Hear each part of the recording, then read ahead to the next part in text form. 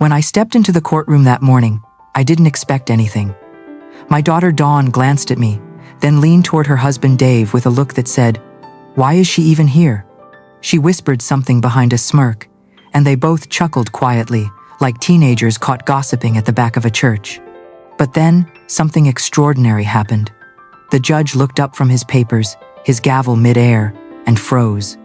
His eyes locked on me, and in a voice that barely carried, he murmured, "It's her." A silence fell over the courtroom, like someone had turned off the oxygen. The tension was immediate, electric. I saw heads turn, confusion ripple across the rows of attorneys and plaintiffs. Even Dawn sat up straighter. Suddenly, I wasn't just Grandma Mauve. I was someone worth noticing. But that moment, so shocking and surreal, was only the ending of one story and the beginning of another. The truth didn't start in that courtroom. It started months earlier, in the quiet corners of a life no one thought twice about. My name is Mauve. I'm 69 years old, and until recently, I lived a modest, routine life. The kind people politely call peaceful, but secretly find boring. Every morning, I woke at 6. My knees crackled a little louder these days, but the muscle memory of decades carried me to the kitchen, where I brewed coffee in a chipped ceramic mug. It had a sunflower on the side, faded now, but it had been with me for 20 years. Just like the tiny pot of African violets on the windowsill, a living memory of my husband. My late husband, George, had adored those violets. He said they were resilient little things. Just like me, he'd joke. I watered them each morning, as if keeping them alive would somehow keep him near. My days were full of small, ordinary rituals. Hand-washing the lace curtains, baking one loaf of banana bread a week, walking to the corner store where Mrs. Chen always saved me the softest avocados. These habits weren't grand, but they were mine. I had spent 45 years giving everything I had to my daughter, Dawn. Every stitched button on her school uniforms, every sleepless night spent sewing doll clothes to sell at weekend fairs, every dime from cleaning offices after midnight, it all went to her tuition, her violin lessons, her future. I didn't have dreams of luxury. My only dream was to see Dawn live a life better than mine. And when she married Dave, I tried to believe I had succeeded. Dave was polite at first, but polite isn't kind. It took me a long time to realize the difference. He never said thank you for Sunday dinners, never remembered my birthday, never helped clear a single plate. Still, I smiled. I let it go. He's just tired from work, I'd say to myself, even when I knew better. After George died, I thought Dawn and I might grow close again. We'd both lost the same man. I thought grief might bring us together, give her reason to call more, visit longer, sit on the porch with me, and just remember. But the opposite happened. Her visits turned stiff. She started bringing excuses instead of warmth. It wasn't just physical absence, it was emotional eviction. Then came that gray Thursday in October. I remember every detail. The weather had that restless wind that makes trees whisper. I made chicken and dumplings, her childhood favorite. The broth simmered for hours. I used the bone broth recipe George swore by. I laid out the embroidered tablecloth I'd stitched when she was 16, back when she still called me Mommy. I even bought fresh chrysanthemums from the florist down the street, yellow, her favorite. When they arrived, Dave walked in like he owned the place. He dropped into George's armchair, without so much as a hello, turned on the television, and disappeared behind a wall of football commentary. Dawn wore a green dress I'd once gifted her. She didn't compliment the table, didn't ask how I was. She sat like the room offended her. "Mom, we need to talk," she said. That voice, detached, businesslike, didn't belong to my daughter. It belonged to someone who had rehearsed this moment in a mirror. She perched on the chair like it might contaminate her, crossing her legs like she had somewhere better to be. "Dave and I have made a decision," she said. "This house is too big for you. You can't maintain it alone anymore." I blinked. "And we need more space, for when we have kids. We found a lovely retirement community for people your age." I felt the breath leave my body. This wasn't just a suggestion. This was an execution, delivered with politeness to avoid guilt. This was the house where Dawn took her first steps, where George built our bookshelves with his own hands, where we held movie nights on a couch patched so many times it was more thread than fabric. Every corner of that house held a story, a sound, a smell. Dawn's baby blanket tucked into a drawer, the dent in the kitchen wall from George's clumsy ladder fall. These weren't just things. They were memory roots. "Dawn, this is our home," I whispered. "All our memories live here." She didn't flinch. "Memories are in the heart, Mom, not on the walls." I stared at her, trying to find the girl who once asked me to braid her hair before school. "She'll be better off there," Dave said casually, still watching television. "You'll have company your own age. Bingo nights and gardening clubs, it's perfect." Then he added, with that slimy grin, "Don't worry, we'll handle the paperwork." It wasn't just what they were saying, it was the way they said it, as if I was an inconvenient lease to terminate, a box to check off their to-do list. I felt myself unravel, but I wouldn't let them see it. I wouldn't break, not in front of them.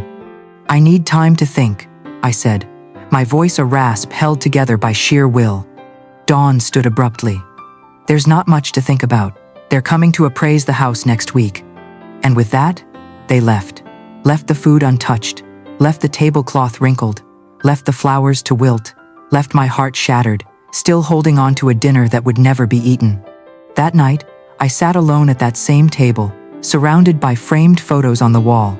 Dawn's toothless smile at age 6, her high school graduation, her wedding day me in every picture, arms wrapped around her, pride written in every wrinkle on my face. How had I become a burden? How had I raised a daughter who could throw me away with the same carelessness she gave to an unwanted gift?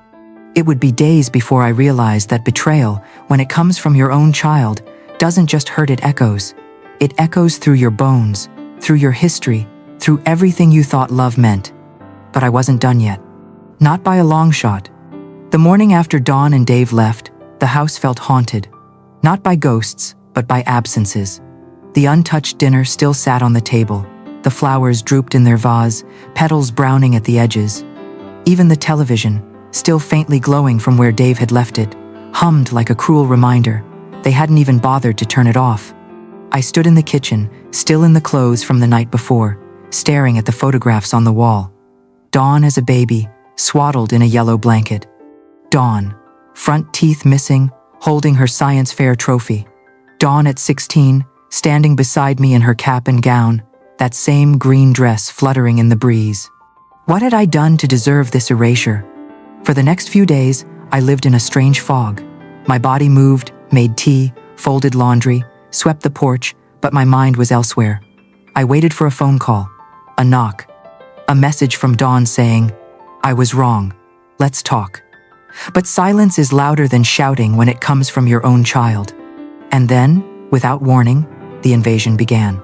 Dave showed up with a man in a gray suit who didn't introduce himself. He walked through my house with a clipboard and a laser measurer, glancing at my walls and ceilings like a buyer appraising damaged goods at a yard sale. "The plumbing is outdated," the man said. "Tiles will need replacing, probably electrical rewiring too." Dawn followed behind them, nodding like an obedient assistant. She didn't once look at me. "These kitchen cabinets are from the 82nds, the man added, scribbling something. "Full renovation needed." George had installed those cabinets himself. He'd saved up for 6 months to buy the wood. We'd painted them together on a spring afternoon while Dawn danced around the kitchen in socks. Now they were outdated. I stood in the corner, invisible. Not a person, just a resident temporarily tolerated until a contract was signed.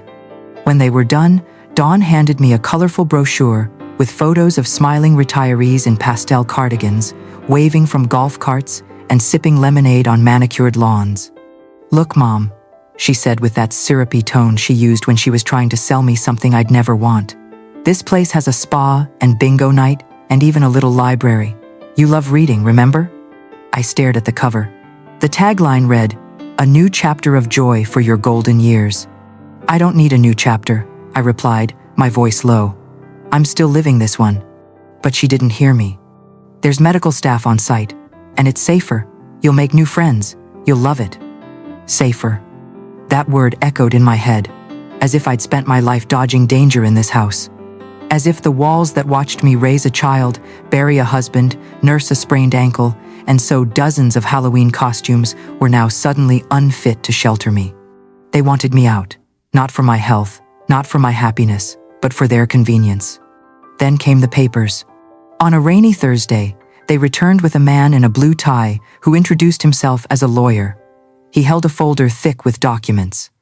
"Mrs. Maeve," he said professionally, "we've prepared everything needed for the transfer.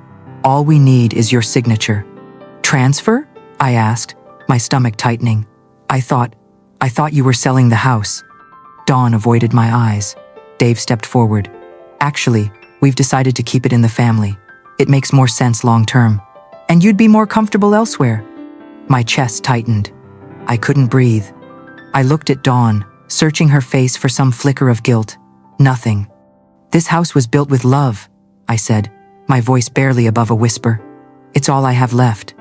"And you're not in any condition to maintain it," Dave interrupted, his voice slick with false concern. "Dawn is your only heir. She's just looking out for your best interests." He said it like a warning. I wanted to scream, to cry, to throw the teacup in my hand against the wall and shatter the illusion of civility they kept hiding behind. But I didn't. I held the porcelain tighter and said with what dignity I had left, "I need time." "You have 1 week," Dave said coldly. "After that, we'll proceed through other legal channels." Legal. As if I were some squatter in my own home. As if motherhood had an expiration date. They left. I locked the door behind them, turned off every light in the house, and curled up on the floor beneath George's old armchair. I cried until my breath was hoarse. That night, something broke. But something else began to stir. A spark. The next morning, the spark smoldered quietly as I brewed my coffee in that same chipped mug. I sat in my kitchen, surrounded by memories they had deemed non-essential. And I thought, "Number, I will not be discarded." I didn't know how I'd fight. I didn't have a plan. But I had one thing they hadn't counted on. The will to reclaim what was mine. And I would. Even if it was the last thing I did. After they left, I sat in the silence. The lawyer's folder still lay on the dining room table, its neat corners sharp enough to wound. I didn't open it. I knew what it contained. My erasure. For the next 2 days, I lived in a sort of holding pattern, like a bird in a cage that suddenly realizes the bars aren't just decorative. Every sound startled me: the doorbell, the phone, even the creak of the front gate. I started to imagine I heard voices outside the house, discussing square footage and zoning permits. And then, on a Tuesday I'll never forget, they came back. Dawn walked in without knocking. Behind her, Dave strolled in like the king of a crumbling castle, smug and loud. He dropped a stack of documents on the table with a thud that echoed through my chest. And trailing them was a new man, polished, young, and reeking of peppermint cologne, who introduced himself as a legal advisor. The same tone used by funeral directors, polite, professional, and rehearsed. "Mrs. Mave," he began, "we're here to finalize the property transfer." I blinked. "I already told you I need time." "We've waited long enough," Dave snapped. "The appraisal is done. The paperwork is ready. You're not going to drag this out forever." "You're talking about my home," I whispered. Dave smiled like a man who knew he'd already won. "We're talking about real estate, property, assets. It's nothing personal. Body." But it was everything personal. Dawn stood near the window, arms folded, gaze distant. She wouldn't meet my eyes. I think, even then, a piece of her knew what she was doing was wrong, but guilt is easy to bury when you have someone like Dave digging the grave. "This is my house," I said, louder now. "You don't get to just take it." Dave rolled his eyes. "You can't maintain it anymore. Last week, you left the gas stove on. That's dangerous." It was a lie. I had never forgotten the stove. I was meticulous, careful. It was one of the few things in my life I still had full control over. But he said it with such certainty, I felt the room sway. That's what manipulation does. It rewrites memory, not with facts, but with insistence. Dawn stepped forward, her voice a robotic echo of his. "Mom, we just want what's best for you. You're not thinking clearly anymore. This stress, it's not healthy." "You're lying," I said. "Both of you. And you know it." "And it." Dave's mask dropped. Just for a second. Long enough for me to see what had always been hiding behind that slick exterior. Entitlement. Raw, ugly entitlement. "You can sign today," he said flatly, "or we begin proceedings to have you declared mentally incompetent. Dawn is your heir. She'll take care of it." The air in the room turned thin. That was the moment it all clicked into place. This wasn't just about the house. It never was. It was about power, control, erasure. I was in their way. They didn't want to take care of me. They didn't want to visit on Sundays. They wanted the house, the equity, the freedom to remodel and redecorate and slap their name on the mailbox without the burden of blood ties. I need time, I repeated, but this time it wasn't a plea, it was a challenge. 1 week, Dave said, then turned on his heel and walked out as if the matter were closed. Dawn followed. The door shut behind them, and I collapsed. Not just onto the couch, but inward. I sank into something deeper than sadness, something uglier. I cried, yes, but not with the sobs of a child. These tears were jagged, silent. They left no trail on my face, just a dull, burning sting behind my eyes, the kind that stays with you for days. I cried for the woman I once was, the mother, the wife, the proud homemaker who believed sacrifice would one day be repaid with love. Instead, I was being pushed out like expired milk. That night, I sat in George's old chair, the one Dave had so casually claimed for himself, and stared at the living room. The photos, the curtains, the clock that still ticked slightly fast because George could never fix it just right. I was being evicted not just from a house, but from a life. And worst of all, I was starting to believe them. Maybe I was losing my mind. Maybe I was too old. Maybe I was a burden. The shame of even thinking that wrapped around me like a fog. But somewhere beneath that shame, deeper than the humiliation, was a flicker, a voice. It wasn't loud, it wasn't angry, but it was firm. They don't get to write your ending. I didn't know what to do. I didn't have a plan. But I did something I hadn't done in a long time. I prayed. Not in the formal sense, not kneeling with clasped hands. I simply whispered to George, "Give me a sign, something, anything." And I felt stillness, not silence, stillness, like the air was listening. And something inside me whispered back, "Look deeper." The next morning, I opened every drawer in George's old desk, and that's when I found the folder. It would take me another day to find the key, but I was already changing. Not defeated, not yet victorious, but awake. The folder was simple, brown, unlabeled, no flashy clues or heavy locks, just a quiet weight, like it had been waiting for me. I placed it on the dining table and stared at it for a long while. My fingers hovered over the flap, hesitating, as if I were standing at the edge of something I couldn't undo. It had a small brass lock on the side, elegant, old-fashioned, George's style exactly. He was never one for safes or alarm systems. The best way to hide something important, he used to say, is to make it look unimportant. I knew he had a few places where he kept keys.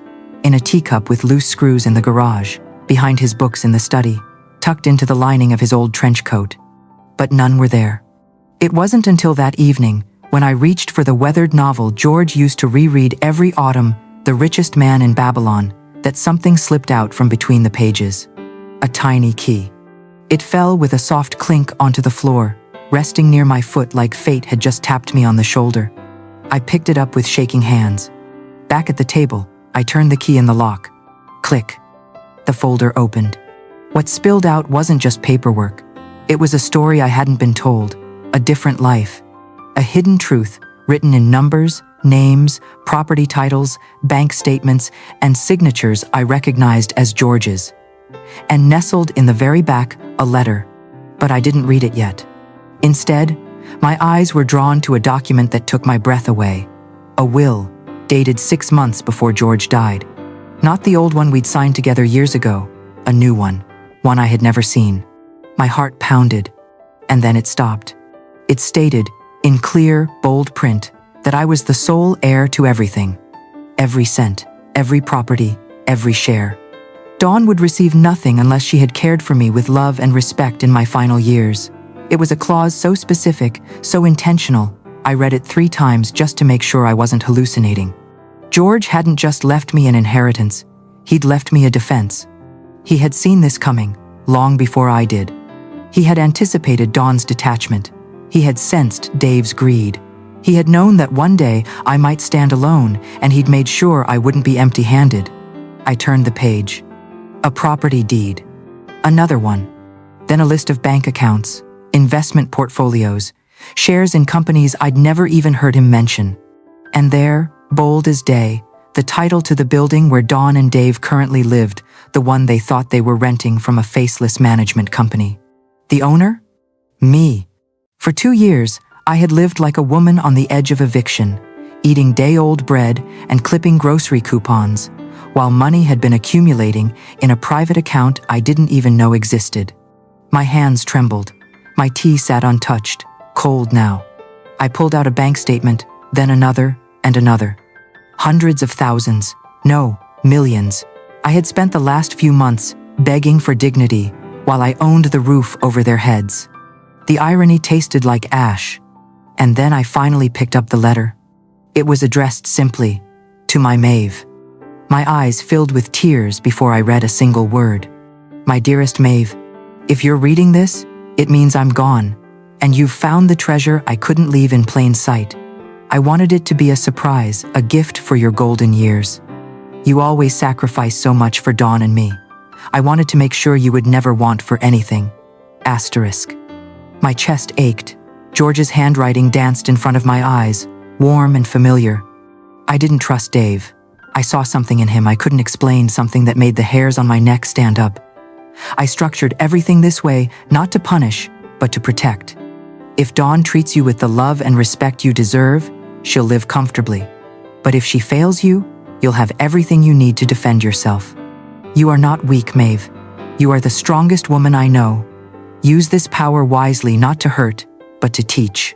And if you ever feel alone, remember, I am with you in every violet you water, every cup of tea you sip, every sunrise you face with quiet courage. With all my love, your George. I held the letter to my chest and let the tears fall. This was no longer a story of a discarded old woman. This was the story of a woman who had been underestimated for far too long. I wasn't just going to survive. I was going to reclaim my name. The next morning, when Dawn arrived with cardboard boxes and a forced smile, I opened the door with a stillness that confused her. Mom, I brought tape and bubble wrap. I figured we'd start with the closets. I stepped aside, letting her in. But something in my posture made her hesitate. What's going on? She asked. I just smiled and replied, let's begin. Let her pack. Let her take what she thought was important. Because what she didn't know? The real valuables were already mine. And the next time she tried to touch what belonged to me, she would learn exactly who I was. Dawn returned the next morning with more boxes. I opened the door, dressed in my usual cardigan and loose slacks, the kind of outfit she liked to call old lady camouflage. She looked me over, clearly trying to read whether I'd given in overnight. But I gave her nothing. I brought some labels too, she said brightly, as if this were a spring cleaning project and not the forced dismantling of my life. We can start with your closet. She set the boxes down like a moving crew boss. Dave wasn't with her. That, at least, was a small mercy. I let her move around the house like a stranger.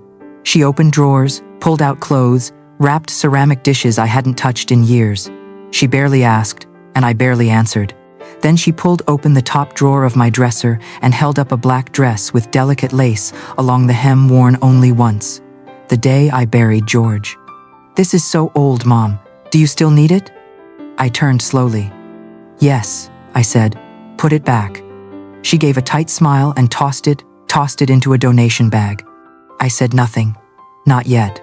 I was watching her, weighing her, not just as my daughter, but as a person. And what I saw hurt. She continued packing, humming softly, as if blocking out the sound of my memories breaking piece by piece. She moved to the bookshelf next, the one George built with his own hands, the one that held every anniversary card, every faded photo, every book he had ever gifted me. She took down volumes and placed them in boxes without comment, not knowing which titles held margin notes in his handwriting, which pages still smelled like his cologne. Then she found it. The jewelry box. It was small, wooden, worn from years of use. Inside was a lifetime. My wedding ring, the pearl earrings George gave me on our 20th anniversary, the gold chain my own mother had left me when she died.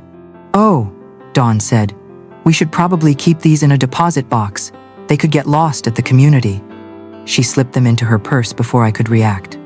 No, I said sharply. Those are mine. Mom, you're getting upset, she replied coolly. This just proves how much you need a safer place.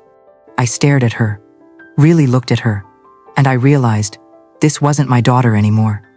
This was someone else, a stranger wearing my child's face. That night, after she left, after taking my heirlooms and my privacy with her, I wandered through my home like a ghost. Half-packed boxes lined the hallway. Photographs were missing from the walls.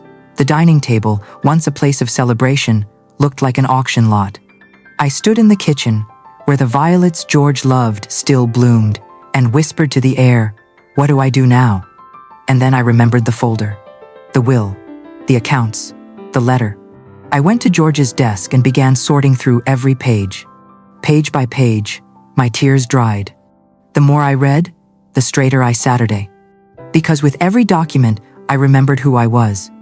I wasn't just someone's mother, someone's widow. I was George's partner, and I had work to do. I began with the lease records for the apartment building. The tenants had been paying rent for years, every penny redirected through a management company George had quietly established. Dave and Dawn had no idea they were living in a unit owned by me. Rent was being paid to me, I just hadn't known it. Next, I opened the bank statements.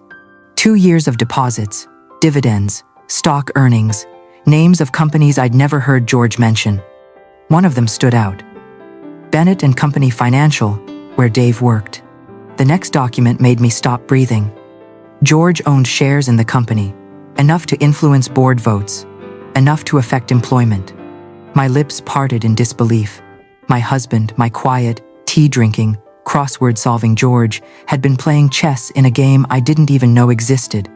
I found letters, handwritten notes, diagrams of restaurant holdings, a map of undeveloped land just outside the city that had quadrupled in value since he bought it. And tucked inside the final envelope, the power of attorney forms. Signed, notarized, naming me as sole executor of the estate. Not just after his death, immediately after his diagnosis. George hadn't left me a fortune. He'd left me a shield. A weapon, if I needed it. I took a breath and stood up. The house still looked like a war zone, but now I saw it for what it was, a battlefield. And I would no longer surrender on it. When Dawn returned the next day, humming with another batch of boxes, I greeted her calmly. "Mom," she said, setting her purse on the kitchen counter. "I thought we'd go through the garage today. There's so much clutter in there." "Sit down," I said. She blinked. "What?" I said, "Sit down." She obeyed, slowly, cautiously. I placed a copy of the will in front of her. Her name, printed in sharp black ink, had a thick line through it. "This is your father's final will." Her hands trembled as she reached for it. "Where did you get this?" "He left it for me, along with everything else." I don't understand." "You will." I handed her the bank statements, the deed to the building, the document showing I was Dave's landlord. "Mom, you've been trying to take the only thing I have left," I said. "But the truth is, it's the least valuable thing I own." She stared at the papers, mouth slightly open. "I'm not moving out," I said. "But we," Dave said. "I don't care what Dave said. This is my house. My name is on everything. And from this moment on, you don't move a single spoon without my permission." For a long moment, she said nothing. Then, in a voice as small as a child's, she whispered, "Mom, what are you going to do?" I looked her in the eyes. I haven't decided yet. But I had. They wanted to take everything from me. Instead, I was going to take everything back. The next morning, I didn't brew coffee in my chipped sunflower mug. I brewed it in the fine porcelain cup I had inherited from George's mother, the one I never used unless something important was about to happen. And today was important. I laid out every document on the dining table, the will, the deeds, the bank statements, the shareholder reports. George hadn't just hidden money. He had built a silent empire, an empire with me as its sovereign. All those years he spent reading quietly in the evenings while I crocheted by his side. I thought he was just passing time, but he was building. Brick by invisible brick. George had never bragged, Never talked about returns or equity or real estate trends. He simply invested, slowly, thoughtfully, quietly. And when he died, he passed it to me. I was no longer a burden on the edge of eviction. I was a landlady, a majority shareholder, a woman with the power to evict them. And they had no idea. Not yet. But they would. It started with a phone call. I called the building's property management company and asked for a detailed breakdown of lease payments for the last 2 years. The manager, a polite man named Julian, pulled the records. Yes, Mrs. Maeve, everything's been paid on time. The tenants in Unit 3B, Mr. and Mrs. Foster, have been leasing through us since 2021. Rent goes to the beneficiary account. Which account? He gave me the number. It matched George's account. My account now. Is there a problem? He asked. No, I said, smiling. On the contrary, everything is working perfectly. I made a second call to George's lawyer, Victoria. She had helped file the will years ago and was shocked when I told her what Dawn and Dave had been trying to do. I can come over tomorrow, she said, and I'll bring a copy of the original documents just in case they try anything. Next, I called the company where Dave worked, Bennett and Company Financial. The receptionist transferred me to a name I recognized from the shareholder reports, one of the partners. Good morning, I said, my voice warm. I'm Maeve Williams. I believe I hold a significant number of shares in your firm. There was a pause, then a suddenly more formal tone. Yes, Mrs. Williams, how can I help you? Just calling to confirm that I'll be attending the next shareholders meeting. Also, I'd like to schedule a private conversation about one of your employees, a Mr. Dave Foster. The silence that followed was delicious. When I hung up the phone, I stood for a long time by the window, watching the sunlight creep across the floorboards. This house, the one they wanted to steal, suddenly felt larger, not because the walls had changed, but because I had. That weekend, I didn't go to the farmer's market. I didn't bake or dust the shelves. I sat down and read everything. I studied George's notes, his margins, his investments. He had made mistakes too. Some ventures had failed, but most had grown, quietly, faithfully, like the violets on my sill. He had believed in long-term value, and now I did too. By Monday morning, I was ready. And just in time, because at exactly 8:45 a.m., the front doorbell rang. I didn't answer it right away. I wanted them to wait, to feel the weight of their own assumptions. Finally, I opened the door. Dave was there, clipboard in hand, flanked by 2 movers. Behind them, a van idled in the street. Good morning, Mrs. Maeve, he said, his smile tight. We're here to help you relocate, as discussed. I looked him in the eye, holding the door just wide enough for my voice to pass through. I'm not going anywhere. He blinked, then laughed as if I were joking. Come on, let's not do this today.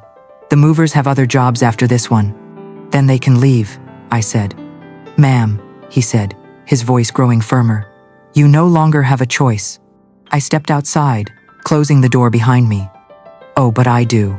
And so do you. He tilted his head, that smug confusion flickering again.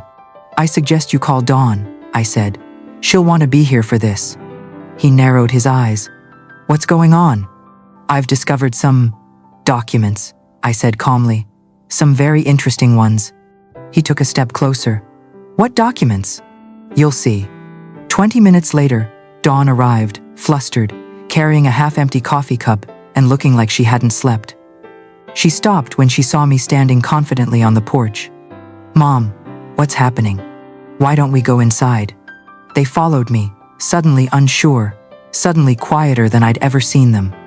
In the dining room, I had laid out the documents like exhibits in a trial. Titles, deeds, financial statements, the will. Dave picked one up and froze. Dawn reached for another, her hands trembling. This can't be real, she murmured. It's real, I said, and you'll be hearing from my lawyer today. But I wanted you to see it first, in person, with no misunderstanding. Dave's face turned pale. This isn't fair, he said. You were going to give us the house. We made plans. No, I corrected him. You told me you were taking the house. That's not the same as me giving it. Dawn looked at me with glassy eyes. Mom, why didn't you tell us? Because I didn't know, I replied. Your father kept it a secret. For me. To protect me. They stood there in silence, surrounded by proof of the empire George had built and the inheritance they had tried to steal. I suggest you take the movers and leave, I said. Nothing is being moved today. But you have 30 days to find a new place to live, I added. After that, your lease is terminated. Dawn opened her mouth, closed it again. Dave looked at me with venom. This isn't over. I smiled. Oh, I know. It's just getting started. Dave didn't leave. He stood stiff in the center of my living room like a lion cornered, all teeth and growls. The movers had already packed their gear and driven off after a quiet conversation on the porch. They wanted no part of whatever this was. Dawn sat on the edge of the sofa, her fingers trembling over her phone, as if searching for a lifeline she couldn't find. I stood in front of them both steady, silent, and terrifying in my calm. 30 days, I repeated, setting a printed notice on the coffee table. As your landlord, that's the legal window I'm giving you. I suggest you use it well. You can't do this, Dave snapped, snatching the paper. We've been paying rent. Yes, to a property management company that deposits directly into my account, I said coolly. That you never bothered to ask about. His jaw clenched so tight it looked painful. You were hiding this from us all along, he growled. No, I said. Your father-in-law was. He left it all for me. And now, I choose what to do with it. You're manipulating us, he spat. This is emotional blackmail. That made me laugh, cold, bitter, years in the making laughter. Emotional blackmail? I repeated. Like threatening to declare me mentally unfit unless I handed over my home? Like stealing my jewelry and shoving my wedding dress into a donation bag? Like packing my entire life into boxes while pretending it was for my safety? Dave stepped forward, but I didn't flinch. I saw in his eyes a flash of something new, not anger, not arrogance. Fear. Dawn, I said, turning to my daughter. You still have a choice, but him? I looked back at Dave. He's already made his. I didn't want this to happen, Dawn whispered, her eyes shining. I thought we were helping you. No, I said, softer now. You thought you were helping yourselves. She flinched. The truth doesn't slap, it slices. Dave pointed at the documents. We're going to challenge this. We'll say you forged them. We'll get lawyers. Do it, I replied without hesitation. You'll lose, but please try. He faltered. Dawn looked at him, really looked at him, for the first time in what might have been years. Dave, she said quietly, maybe we need to. No, he snapped. We are not bowing to this manipulative old woman. The words hung in the air like poison. Dawn gasped. I didn't. I had already known how he saw me. Get out, I said to him, my voice like stone. You can stay with friends, a hotel, your ego, I don't care. But you no longer live here. You don't get to decide that, he shouted. I own the building, I said, my voice flat. So actually, yes, I do. He opened his mouth to yell something else, but Dawn finally stood between us. Stop it, she said. Just stop. He turned to her. You're taking her side now? She's my mother, Dawn said, her voice breaking. And for the first time, I'm listening to her. Dave stared at her, wild-eyed. I've been protecting you, from her, from the past, from yourself. No, she said quietly. You've been controlling me. He looked at her, then me, then the door, and he walked out without another word. The slam shook the house. The silence afterward was worse. Dawn stood there, arms limp at her sides, like she didn't know what to do with them or with herself. I'm sorry, she whispered. I know. I didn't know everything. You didn't want to. She nodded. We stood there like statues carved from grief. But I could feel the air shifting, like the pressure had finally dropped after a storm. She looked around the living room, the boxes, the half-emptied shelves, the couch where we used to read together when she was little. Can I stay? She asked, her voice barely audible. Just tonight? I studied her. This wasn't the daughter who had come to take my house. This was the girl who used to fall asleep on my lap. One night, I said. Tomorrow, we'll talk. She nodded. Tears spilled quietly down her cheeks. I turned away and walked to my violets, touching the petals gently. George used to say they were delicate but strong. I finally understood what he meant. That night, I locked the front door behind us not to keep her in, but to keep everything else out. It was the first night in weeks I slept soundly. Not because I'd won, but because I'd remembered who I was. The next morning, the house was quiet. Not the kind of quiet that comes from peace, but the silence that follows a storm. Dawn emerged from her old bedroom looking like a ghost of herself. Her hair was tied back hastily. Her face was bare, drawn. She didn't look like the woman who once handed me glossy brochures about retirement villages with fake cheer in her voice. She looked like a daughter who didn't know where she stood anymore. "Morning," she said. I didn't look up from the kettle. "There's tea on the stove." She hesitated, then poured herself a cup. We sat in silence for a while, two women who had once shared everything but now couldn't even make eye contact. Finally, she spoke. "Mom, I don't know how to begin." "Then don't," I said. "Just tell the truth." She looked at me, and I saw her jaw tremble. "I was scared," she began. "Scared to admit that I wasn't happy. Scared to admit that the man I married wasn't who I thought he was." I didn't interrupt. She gripped the mug tightly. "When Dave started talking about you moving out, I didn't agree at first, I swear.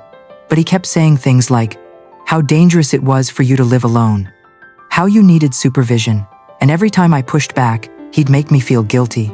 He'd say, if your mom gets hurt, that's on us." She looked up, eyes brimming. I started to believe him. "That's how it starts," I said, a lie wrapped in concern.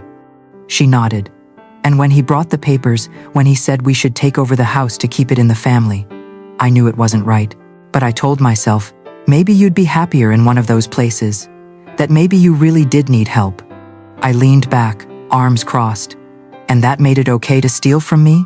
To take my jewelry? My wedding dress?" "No!" she cried, her voice cracking. "That was him. I mean, he convinced me we had to pack quickly, that you were being difficult, that if we didn't act fast, something terrible would happen. And I let him." "You didn't just let him," I said quietly. "You joined him." She broke. The tears came fast and quiet.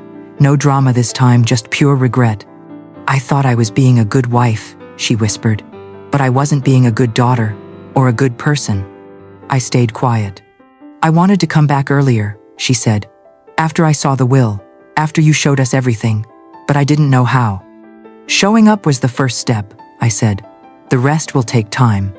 She nodded, then suddenly stood up, walked to her purse. She pulled out a small velvet bag, the jewelry box. She set it in front of me like an offering at an altar. I brought it back. I stared at it for a moment, then slowly opened the bag. Inside was my wedding ring, my mother's gold chain, the pearl earrings George gave me. Every piece was intact. "Thank you," I said. She hesitated. "Can I stay? A few more nights? I don't have anywhere else to go. Dave left town." I looked at her. For the first time in weeks, I saw something that looked like my daughter, the real one. Not the woman trained to smile through lies, not the wife who spoke like her husband's echo, but the girl who used to sneak into my bed during thunderstorms, who used to braid my hair on Sundays while I read. "One night at a time," I said. "We'll see." She nodded, understanding. Over the next few days, we lived like polite strangers. She cleaned her old room, washed dishes, folded towels without being asked. She didn't complain, didn't explain. She simply tried. One morning, she brought me tea in my favorite mug, the one with the faded sunflower, and sat across from me. "I've been thinking," she said, voice low, "about everything." I didn't say anything. I just let her speak. When Dave started isolating me from my friends, I thought he was just being protective. When he said we should merge our bank accounts, I thought it meant he trusted me. When he convinced me to stop working, he said it was because I was exhausted. But really, he just didn't want me to have independence. Her voice cracked again. "And when he started talking about you like you were the problem, I didn't want to see it. Because if I saw what he really was, it would mean I'd made the wrong choice. That I married a man who didn't love me, just wanted to control me." I finally met her gaze. "Control wears many disguises," I said. "And one of the hardest things in life is admitting you were wrong about someone you trusted." She nodded. "He convinced me that pushing you out was an act of love." I raised an eyebrow. "That's not love. That's cowardice wrapped in manipulation." She looked down. I see that now. There was a pause. Then she whispered, I'm pregnant. I already knew. I had seen the signs. The way she touched her stomach when she thought no one was looking. The fatigue in her eyes. I figured, I said. I wanted to tell you differently, not like that day. You mean the day you tried to use it as leverage? She winced. Yes. I sighed. You've made mistakes, Dawn, big ones. But that baby isn't one of them. That child is your chance to start over. She looked at me, eyes wide. You think I can? I stood, walked over to her, and placed my hand on hers. You can. But it starts with honesty, with accountability, not just with me but with yourself. She nodded. That night, I didn't cry. Not from grief, but from hope. Fragile, quiet, but real. The next few weeks passed like early spring, uncertain, still cold in places, but full of hints that something new might bloom. Dawn stayed. Not as a daughter welcomed back into her childhood home, not yet, but as a woman humbled by her mistakes, sharing a roof with the mother she had tried to cast out. We didn't talk about forgiveness, not directly. That word was too big, too heavy. It hung in the air between us like a curtain we weren't ready to pull back. Instead, we moved through routines with cautious grace. She made the tea in the mornings. I folded the laundry without comment. She swept the porch. I left the door unlocked for her at night. And in those small acts, something began to stitch. One evening, I found her sitting at George's old desk, staring at a photo of him with her as a child. Her face was unreadable.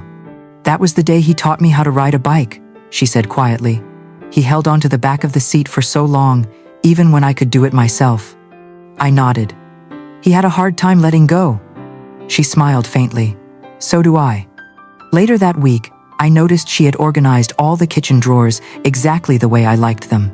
Measuring spoons stacked, rubber bands in the ceramic bowl, George's bottle opener still by the stove. She was trying, in her own way. But it wasn't until the night she knocked softly on my bedroom door that I saw the next layer peel back. Mom? She asked. Can we talk? I turned off the lamp and sat up. She came in, barefoot, holding a stack of papers in her hand. I've been reviewing everything you showed me about Dad's investments, about the shares, the businesses. I didn't realize how much he'd built. She sat on the edge of the bed, like she used to when she needed comfort after nightmares. I used to think he just left, but now I know. He prepared. I said nothing. I let her speak. I want to help, she whispered. I want to help manage it. Not because I want the money, but because I want to protect it. To make sure no one ever tries to take anything from you again. I looked at her, my daughter, who had once stood in this very room and called me incapable. And now here she was, asking to be useful instead of entitled. Start by earning back my trust, I said. Not through words, through consistency. She nodded. I will. The next morning, she showed up at the kitchen table with a notepad, 2 cups of tea, and a list. Budget planning, it read. Legal review, rental property updates. And beneath that, scribbled in small handwriting. Volunteer work? Something for other women like you? I looked up at her. Where did this come from? I've been thinking, she said. You're not the only one this has happened to. What if we could help others? That was the first time I felt the shift, not just in her actions, but in her heart. A few days later, we visited the bank together. I added her as a secondary signatory, not for power, but for transparency. She didn't expect it, but she didn't misuse it either. We filed a report against Dave for attempted coercion and property fraud. It was quiet, dignified, paperwork, not drama. He never responded. I suspected he knew what was coming next. Weeks passed, then months. The house no longer looked like a place half-packed. It looked like a home again. We repainted the walls. She insisted on doing most of the work herself.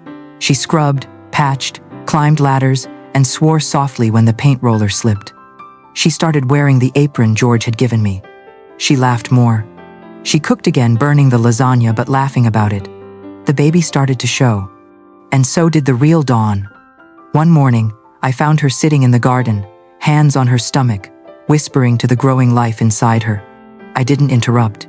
Instead, I stood behind the window, sipping tea, and realized I wasn't waiting to be proven right anymore. I was watching my daughter try to be better. Not perfect, not forgiven, but better. And that was enough for now. 2 months later, just when life had begun to settle into a fragile rhythm, we received the court summons. Dave had filed a lawsuit. He was suing for parental alienation and financial manipulation. He claimed Dawn had been coerced into leaving him, that I had used my money to destroy their marriage, and, most appallingly, that he should be granted full custody of the baby Dawn hadn't even given birth to yet. When Dawn read the petition, her face turned ghost white. "He's going to take my baby," she whispered. "He's actually trying to take my child." "No, he isn't," I said firmly. "He's trying to scare you." "But what if the judge believes him?" "They won't," I said, "because this time, we're not the ones hiding anything." We hired Victoria George's old lawyer, brilliant, sharp-tongued, and utterly unafraid of courtroom bullies.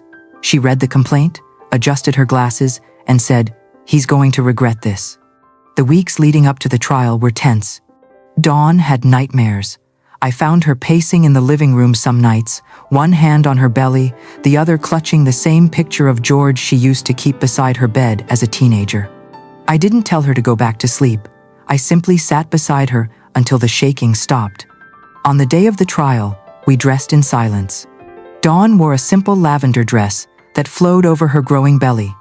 Her hair was pinned back, and she wore no makeup. She didn't need it. She looked raw and real and strong. I wore a navy suit, not flashy, but dignified. And George's cufflinks, his quiet armor now pinned to my wrists. When we arrived at the courthouse, Dave was already there with a lawyer who looked like he charged by the syllable. Dave wore a smug expression, but his eyes flicked toward me more than once, nervous, calculating. We took our seats on the wooden bench in the courtroom, the room heavy with fluorescent light and quiet whispers. And then, the judge entered. He adjusted his glasses, scanned the file, and stopped. "Mrs. Maeve Williams?" he asked. "Yes, Your Honor," I replied, standing instinctively. He stared at me a moment longer, then set down the file. "You worked in family court? 30 years ago?" My heart skipped. "Yes," I said slowly. "I was a clerk for Judge Miller." He removed his glasses, a faint smile tugging at his lips. "You helped me organize files when I was a law intern. You brought me coffee. You told me not to give up when I wanted to quit." There was a stunned silence. Dawn turned to me, eyes wide. "Your Honor?" Dave's lawyer stammered. "There is no conflict of interest," the judge said, cutting him off. "There's only history, and I remember very well the kindness I was once shown." He paused, then turned to Victoria. "You may proceed." Victoria began with methodical precision. She presented text messages, Dave's own words, berating Dawn for being too soft on her crazy mother. Then came audio recordings Dawn had secretly made in the final weeks, Dave threatening to leave her if she didn't get rid of the old lady. Neighbors testified. Bank records spoke volumes. And then, Victoria presented the will, George's letter, the investment history, the deed to the apartment, the shares in Dave's own company. Each piece built the story not of revenge but of foresight, of a man who had seen the storm coming and had handed his wife the umbrella. Dave's lawyer tried to twist the facts, painting me as vengeful, controlling. He tried to make Dawn look unstable, easily manipulated.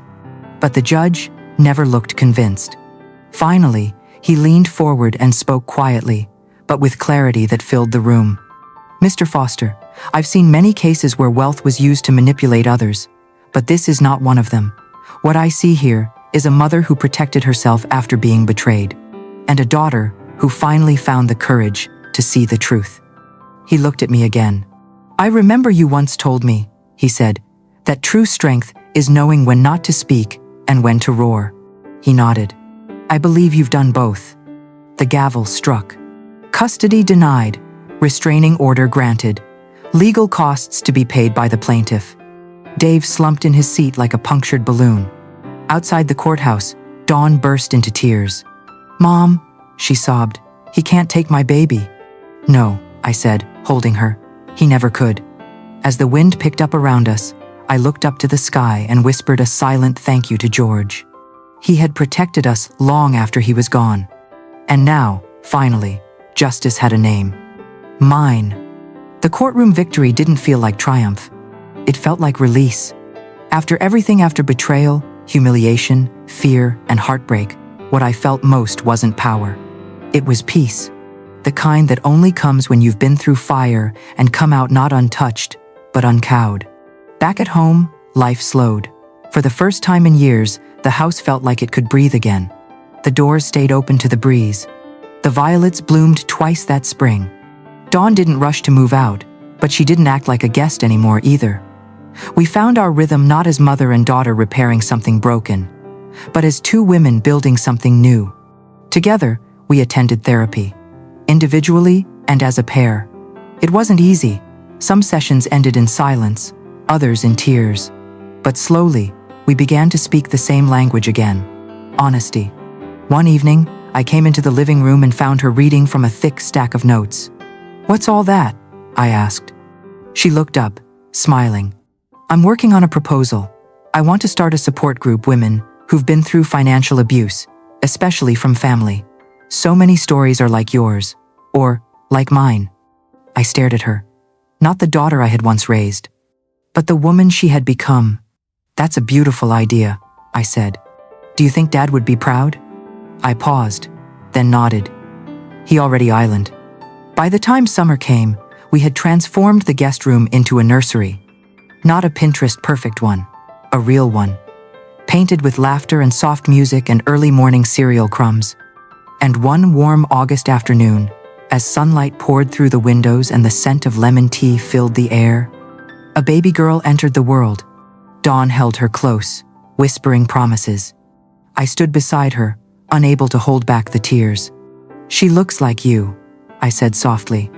"No," Dawn said, smiling through exhaustion. "She looks like us." We named her Grace, not because it sounded pretty, but because it meant unearned kindness.